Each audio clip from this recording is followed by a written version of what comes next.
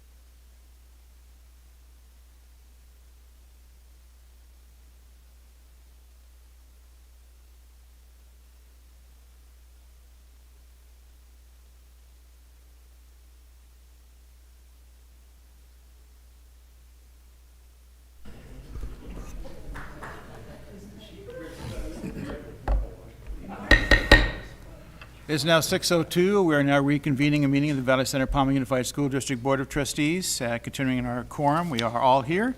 And I'd like at this time to have Cammie to give us our Pledge of Allegiance.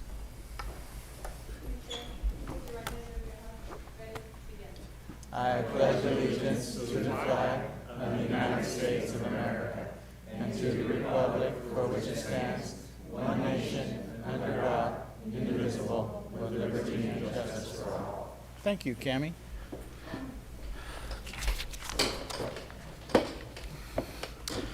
We have nothing to report out of closed session at this time.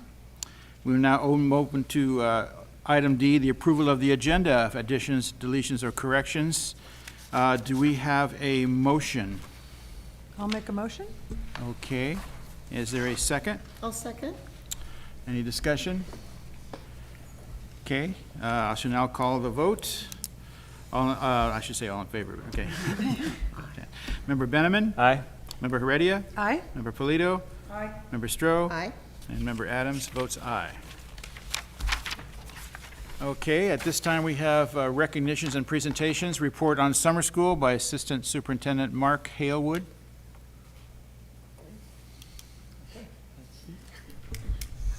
Thank you. Good evening, President Adams, members of the board, district administrators, and honored guests. It's my pleasure and privilege to report to you this evening on behalf of all of our programs and summer school teams on our learning programs offered throughout this summer. This year, we held a summer program for preschool and K through 12th grade that not only was credit recovery, but also designed to strengthen skills and concepts necessary for success in the coming school year, while giving time to foster creativity and student passions.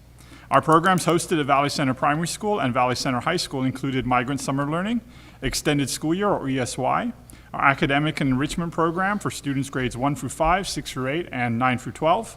For each of these programs I overview this evening, you will see the names listed of our incredible staff who supported students throughout the summer. And without those staff and the support they offered, our community and our students would not have had these incredible summer experiences. The first program, our migrant program, had the goal to provide at least 40 hours of academic support evenly split between math and language arts. The instruction was enriched and with integrated ELD instruction and support throughout. The expectations of the program were to support students in making academic progress, decrease the achievement gap, and increase parent and support and participation. With the support of the wonderful staff you see listed, we were able to service 109 students and host a successful preschool, which included 12 students. This year's Migrant Summer Program allowed students to also attend the regular Summer Enrichment Program for additional learning and support. Our Migrant Summer Program provided each student with instructional materials and school supplies to ensure students had everything they need to succeed learning this summer. We had great participation, and our migrant families greatly appreciated the support. And here you can see some pictures of our students participating with some of their teachers and support staff in the migrant program. Our Extended School Year Program, or ESY, is designed to support students to maintain skills they have learned as part of their Individualized Education Plan, or IEP. All classes were held in person, educating students with IEPs from preschool to transition, preparing students for the coming school year. The program was supported by a team of 7 teachers, 17 support staff, and 6 service providers who worked together and were able to provide services to 66 students in our school community.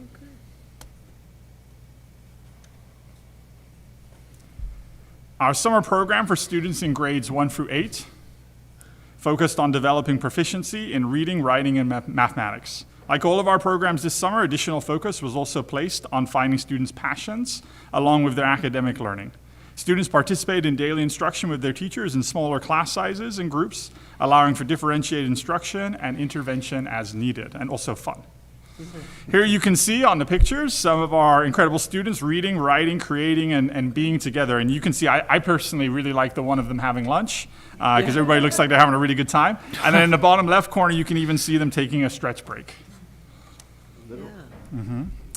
The staff shown here were able to support 282 students in grades 1 through 5. As you saw from the photos, they had a lot of fun doing it. 1 through 8? 1 through 5. 1 through 5 right there, That's yeah. what I thought. Students in grades 6 through 8 continued the same academic focus while working at Valley Center High School, neighboring our 9th and 12th grade students in their summer program. For many of the 107 students served, this was their first time at the high school, giving them an inspiring sneak peek at their future school. Moving on to our 9 through 12 high school level summer program, a diverse range of programs were offered to provide opportunities for students to experience success, academic, and access interesting enrichment programs. Students from Valley Center High School, Oak Glen High School, and Valley Center Prep had the opportunity to take online programs that provided ways for students to focus on gaps in their learning through a credit recovery program, helping them continue to make progress towards completion of high school graduation requirements. Credit recovery offerings were made available through the use of the Edgenuity online learning platform, supported by credentialed teachers in each core subject area. Enrichment courses were available for students to prepare for future advanced placement or AP courses. Opportunities were also available for students to explore their interests in agriculture on our farm.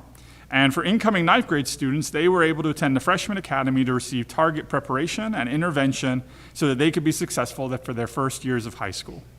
Daily enrichment was provided through sports, activities, and art projects. One of the most popular, I'm told, was cricketing, which allowed students to create custom t-shirts. All of this was done by a fantastic staff that helped all of our students along their way to meet the goals of the program. Here you can see some of our high school students learning in their classrooms and doing some of those cricketing activities I mentioned. If you would like to learn more about the very popular cricketing, please do not ask me questions. Please reach out to our summer school principal, Mrs. Carrillo, and English language arts teacher, Miss Wilson. But from what I'm told and the pictures that I was shown, students really did enjoy like kind of this artistic and ability to kind of have their personalized summer artifact from the summer program, in addition to all the incredible learning they did. On the next slide, you can see some of our preliminary outcomes for our 9 through 12 program, with the content, with each content area having a completion rate of from 84% all the way up to 100%, depending on the area. The credit recovery program for grades 9 through 12 served 325 students who completed 406 semester courses in various core and elective subject areas. Excellent. With an overall completion of 90%, which if you think about it, that is incredibly high. And if you look at the numbers that we have listed, many of those 325 students with 406 courses completed more than one semester-based course. That's great. With 29 AP Camp students, 17 students participating in the agricultural program, and 36 students in the Freshman Academy, a total of 407 students in grades 9 through 12 took part in our summer programs. That's great. This is just some of the incredible work and student learning that took place all over Valley Center this summer. A big thank you to all of the staff you saw listed tonight, and to our summer school principals, Mrs. Stephanie McIntyre and Mrs. Norma Carrillo. Summer school is possible in our community with the help and support of so many people.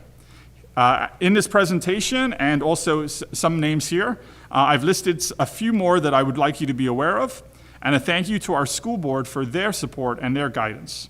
Students who participated in these summer programs learned a great deal from their teachers, as well as having the opportunity to collaborate and have fun experiences with their peers. Thank you for the opportunity to report back. Thank you. Thank you. Good news. Anybody have any questions for Mr. Haley? I do. Oh, go ahead. Okay. The elementary program, wondering what school site it was held at? It was held at Valley Center Primary School.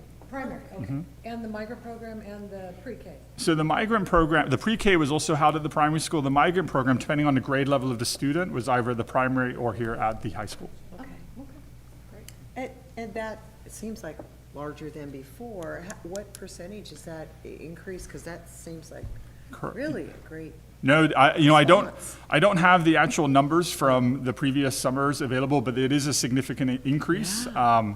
I know that especially each program had a small, if not large, increase, with probably the largest increase being at the secondary 9 through 12 level.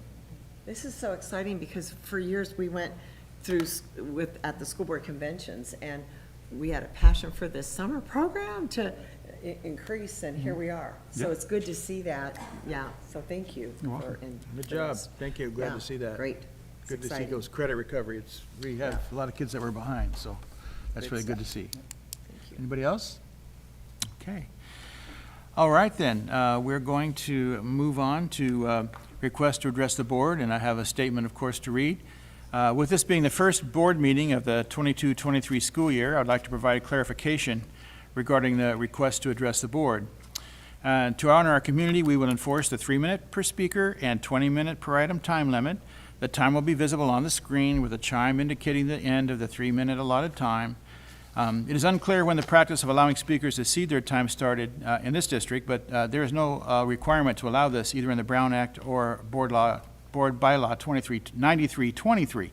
So beginning with this meeting, we will no longer allow speakers to cede their time. So I'll now read the Brown Act language, the rest of it. Members of the public are encouraged to attend board meetings and to address the board concerning any item on the agenda or within the board's jurisdiction. In order to conduct district business in an orderly and efficient manner, the board requires the public presentations to the board comply with Board Bylaw 9323, including the following. Members of the public wishing to address the board must complete a request to address the board card prior to the meeting and give it to the board secretary. The board president will recognize each person who has a request to address the board at the proper time and invite them to speak from the podium. Speakers must announce their name prior to addressing the board. All comments are limited to a total of 3 minutes per person or 20 minutes per item. The Ralph M. Brown Act limits the Board of Trustees and staff's ability to respond to comments on items that are not on the agenda. The board may not legally take action on any item not specifically listed on the agenda. If there are concerns regarding specific individuals, it is preferred that the speaker refrain from naming them publicly to respect their privacy. Please note that once the board closes the public input time on an agenda item, only the board and staff are involved in subsequent discussions. Thank you for your cooperation. And our first speaker is Dr. Mel Robertson. I don't know if you need a speaker slip. But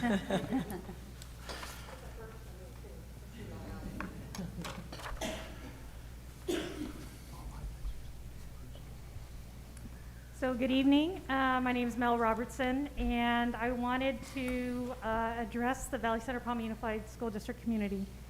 And as I said walking up, this is really the first time I've ever filled out a speaker slip, and hopefully it'll be my last time. So as this is my last board meeting, I really want to take a few minutes to give my thanks to the whole community. The superintendent and board and previous board members, I don't want to forget Jerry Fenton, Mike Adams, and Jerry West. Thank you for the privilege of serving students alongside you. You kept students at the center of the work, and the community is very lucky to have you in these leadership positions, so thank you. Administrators, Aaron, Mark, John, principals, directors, CTO, assistant principals, thank you for learning and leading with me as we developed and created safe, healthy, and rigorous learning systems and environments for the students we serve. We were challenged with COVID, which changed the learning facade, and yet we continued relentlessly to serve our students with strength and team. It's been really an incredible and an amazing journey together. Educators and support staff, thank you for welcoming me into your classrooms and workspaces as you created inviting and warm schools for students to learn and flourish. And to the educators, I have appreciated all the connections we have made to grow ourselves and the whole district so that students can explore their passions as they become college and career ready. I will miss the critical dialogue and celebrations about student growth and achievements. I will miss growing and learning alongside each one of you as this is a critical time in public education. But most of all, I will miss being here each day as part of the community that commits to the success of students with care, warmth, smiles, and a love for each one. So in retirement, I will support the growth of my grandson. So this is the student I'm going to be committed to. And also will be serving the community through volunteerism. So my best to all of you, I will always be cheering for and celebrating Valley Center-Pauma Unified School District. So thank you again for the honor. Oh, thank you.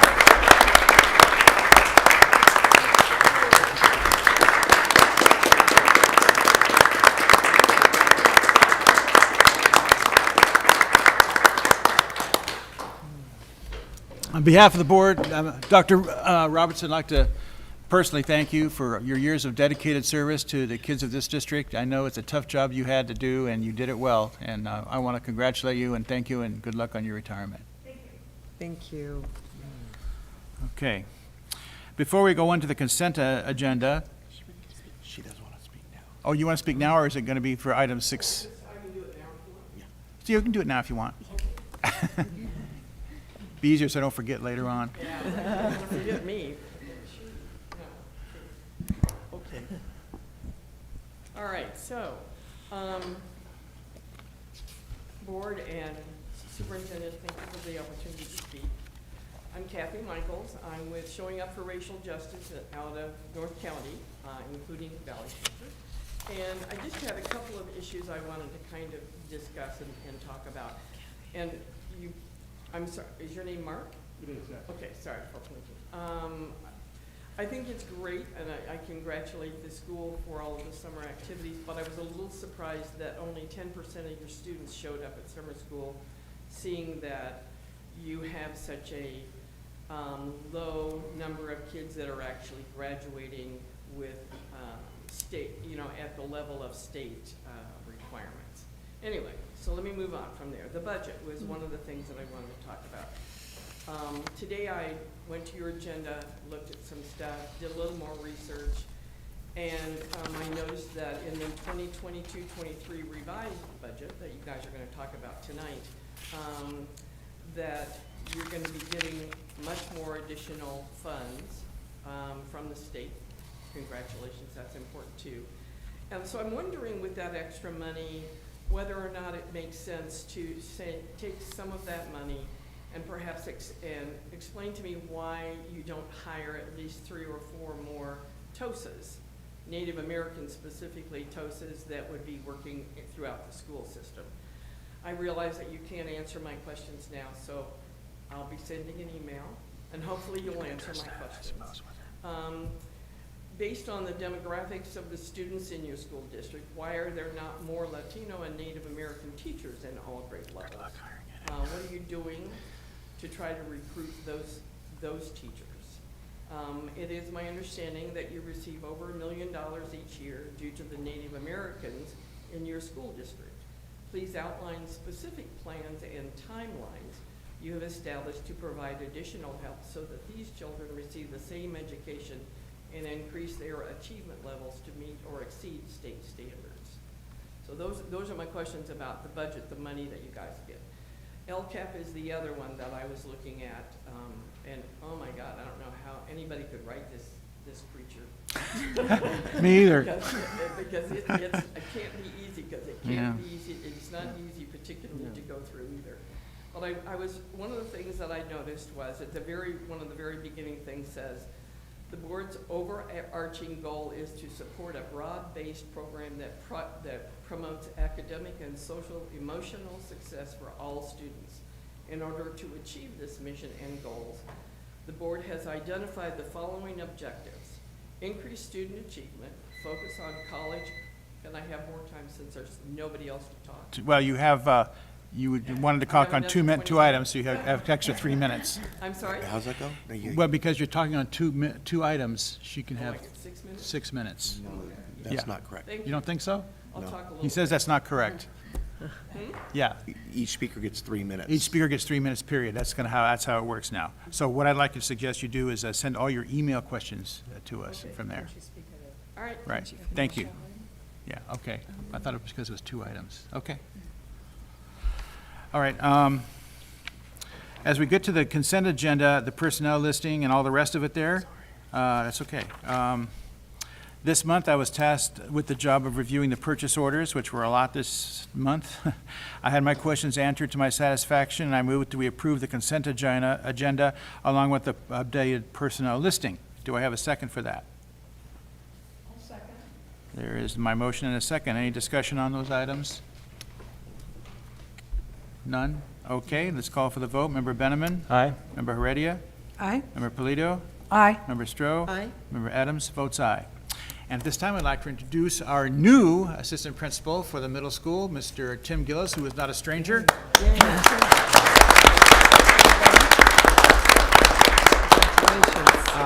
I had the privilege of working with Mr. Gillis at Oakland. He was my next-door neighbor teaching math, and I was teaching English, and we had some interesting experiences there that time.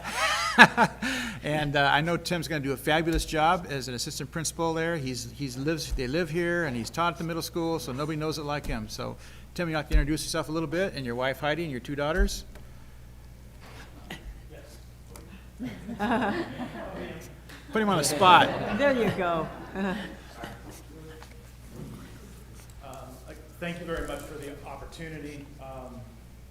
I'm truly blessed to have that opportunity, and I thank you very much for that. My family is here, my wife Heidi, and my 2 girls. I just want to say, I also want to thank you to the administrators in the room that really welcomed me over this past couple of weeks, really giving me lots of support and lots of learning. Lots of learning that has happened, so thank you very much, and thank you. Thank you. Thank you. And Bill, were you introduced at the last meeting or not? Yes, sir. I just weren't here. Okay, so yeah. yes, you were introduced, and so everybody knows Bill, and of course Veronica, our new principal, and our high school principal, who was introduced at the last meeting and special meeting in July.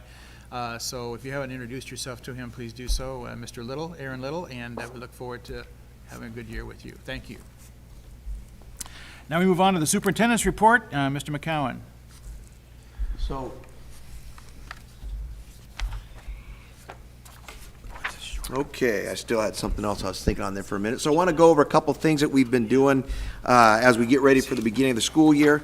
First of all, just a couple things that we did in the month of August. On August 2nd, as Craig, board president, just mentioned, is that we had quite a few new administrators, and so we took all of our new administrators to all of our ed centers and all the way up to La Jolla, and had a lot of fun, and the ed centers were so welcoming and were over just gracious with us while we were there, and so it was really a fun visit, and we appreciate that.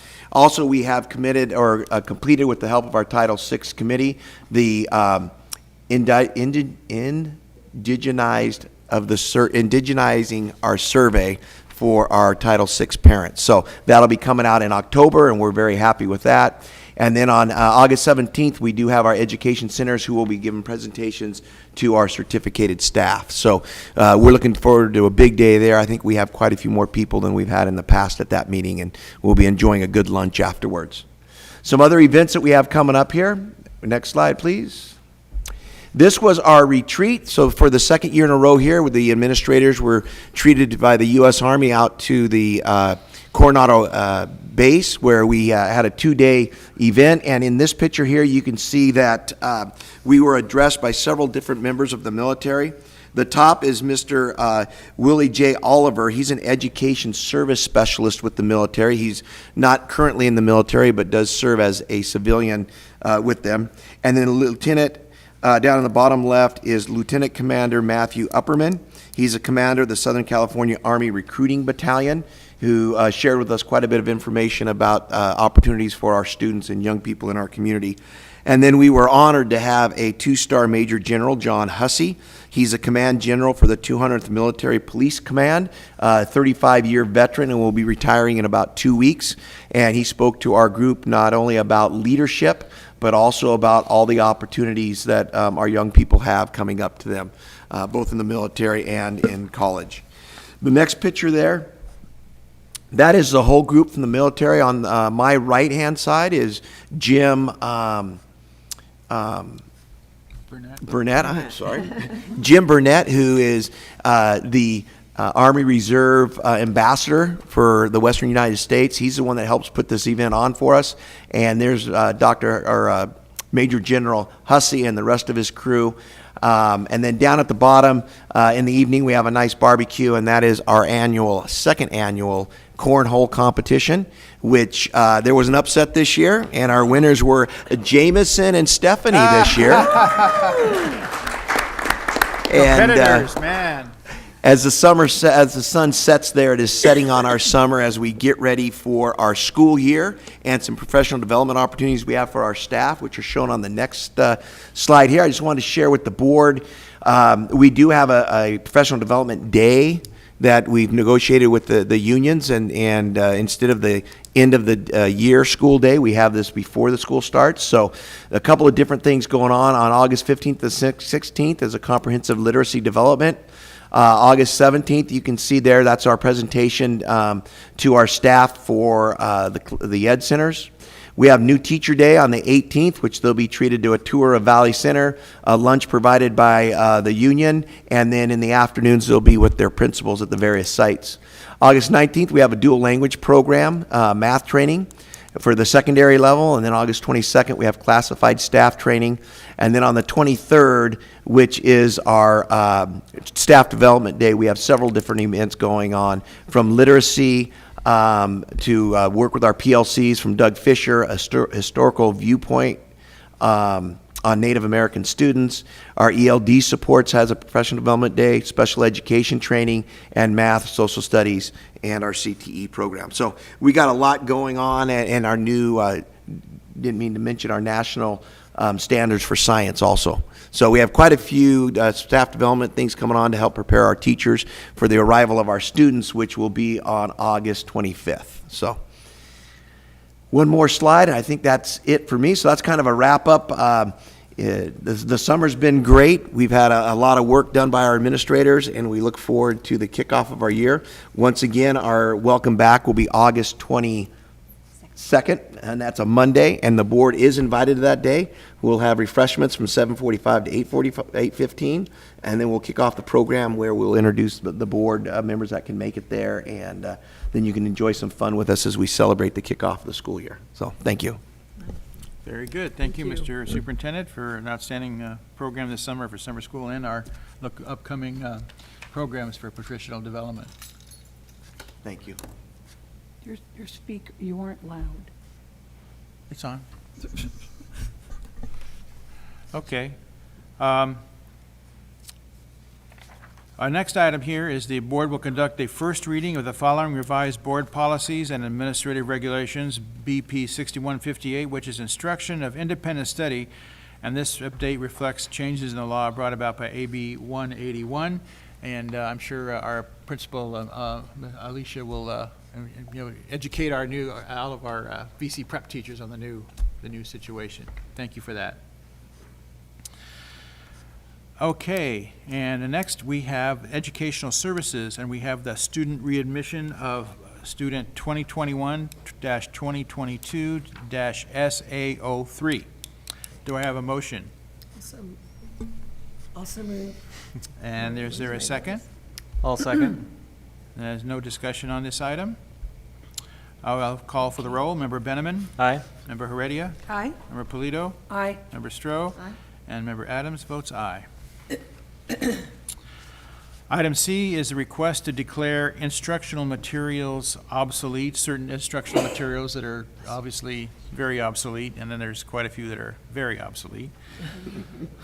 Do I have a motion for that? I'll make a motion. Is there a second? I'll second. Is there any discussion on those items? Okay. I'll call for the roll then. Member Benjamin? Aye. Member Heredia? Aye. Member Polito? Aye. Member Stroh? Aye. Member Adams votes aye. We next have the clarification on the LCAP items. We did get some, a letter asking for clarification on some things from the county, and we have a presentation on information on that. Yes, thank you very much. I'll provide just a very brief update on some items in our LCAP. Our board president, actually, yeah, we go. Thank you. Our board president and superintendent received an email regarding some fine-tuning of our LCAP, and this is a normal procedure that takes place. We work collaboratively with the San Diego County Office of Education to fine-tune our LCAP for approval, and in that process, it is not an uncommon thing that some feedback may be given and some adjustments may be made. All of the adjustments that I'll be reviewing were of a technical nature, and there were no changes in actions as presented in the LCAP. This is informational only, and no approval is necessary. So the items are listed up on the screen. Item 1, we had purchased Chromebooks identified within our LCAP with other funds. In this process, we have now journaled those purchases of Chromebooks back to our LCAP directly. The second item you can see listed, we had some actions such as transportation, the addition of a district-wide literacy TOSA, and an additional halftime TOSA for our Palmer School that needed to be added to the narrative at the end of the LCAP. With this addition, some fine-tuning of budgets did take place. And then the last item you can see, one of the actions in our LCAP was labeled 2.9, and in working with the county, we learned that it would best fit and should be labeled as item 2.10 in our narrative, and those items are how things are referenced and different things are presented. So this is just a brief update regarding the feedback in that collaborative process with the LCAP, and these items have been addressed, and now we will continue that process with the county regarding our final approval of our LCAP. Very good. Thank you, Mr. Haywood. Appreciate it. Okay, our next item of information here is an update on the 2022-23 district budget. Again, this is information only. Good evening, thank you. And this will be very much in the same spirit as our LCAP update. We have some budget updates. As you know, at the last board meeting in June, you adopted the district's operating budget for the 22-23 school year. We were unable to incorporate things from the state budget at that time because they passed their budget at the same time we do.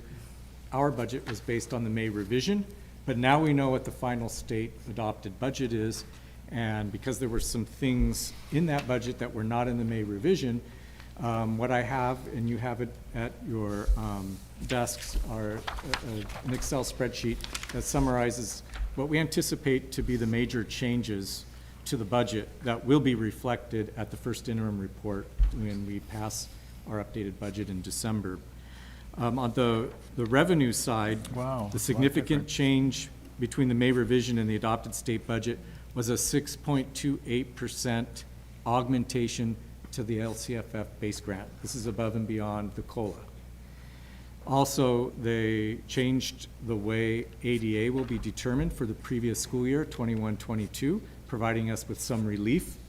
Last year's ADA will be based on what our attendance rate was in 19-20. So those two things combined increase our LCFF revenue about $3.3 million ongoing. Also, the state budget created 2 one-time block grants, and these are restricted to certain types of expenditures. We're anticipating receiving all of the revenue this year, but we have several years to spend it. So these are not ongoing funds. These are one-time. The first is the Learning Recovery Emergency Block Grant, for which the district anticipates receiving $4.8 million. The Learning Recovery Emergency Block Grant must be used for learning recovery initiatives through the 27-28 school year. The one-time funds must be used to increase instructional learning time, implement or expand learning supports to close learning gaps, integrate pupil supports and staff support training to address other barriers to learning, provide access to instruction for credit-deficient pupils to graduate or improve college eligibility, and to provide additional academic services to pupils such as diagnostic, progress monitoring, and benchmark assessments of student learning. The other one-time grant is the Arts, Music, and Instructional Materials Discretionary Block Grant, for which we anticipate to receive $2.2 million. Oh, wow. And these funds can be used through the 25-26 school year. The Arts, Music, and Instructional Materials Grant is a little bit misnamed, in my opinion.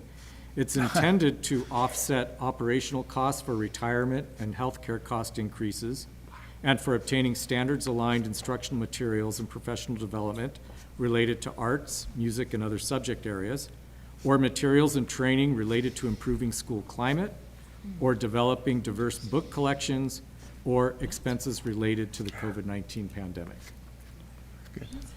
So between the 3.3 million ongoing increase and the 7 million we're going to get in those two grants, we're looking about a $10.3 million increase to the revenue side this year. Although keep in mind that most of that, 7 million of the 10 million, is one-time grants and not ongoing, and they're for restricted one-time uses. On the expenditure side, the budget update accounts for an increase of about $2,139,000 for expenditures for this upcoming year to account for the total costs of the salary increase negotiated with the certificated bargaining unit and for the management and non-represented employees. We have not reached a settlement with our CSCA labor partners, so we have not accounted for that expenditure increase as of yet. So those are the changes in a nutshell, about a $3.3 million increase in our ongoing LCFF funding, about a $2.1 million increase in employee compensation expenditures thus far, and about $7 million in one-time grants to address certain needs. Okay. Does anybody have any questions for Mr. Peterson? Thanks for your good work. Who applies for those grants? Those grants will be automatically delivered to every school district. Oh, okay. In the state of California is getting those grants. Sweet. All right. It's not an, it's Okay. more an assessment from them than an application from us. No, we did not have to apply for those funds, but we will have to account for their use. And the Arts, Media, and Instructional Materials grant will require an expenditure plan that we'll be bringing back to the board at a future Right. date. To validate all.